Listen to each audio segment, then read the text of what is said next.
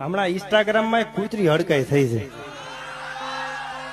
બહુ રાયડું નાખે છે, ખજૂર આમ છે ખજૂર તેમ છે આવું બોલે છે.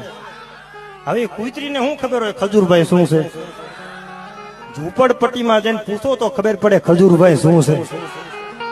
આ હૃદયથી મેં નજરથી જોયું છે. નાનપણમાં મા બાપ ગુજરી ગયા હોય અને એ દીકરા દીકરીના બાવડા ઝાલી માણા આશરો બનાવી દેવો, એને આશરો બનાવી દે અને માથા માથે હાથ મેલીને કે બાપા મુંજાતા નહીં, હું તમારી ભેળો છું.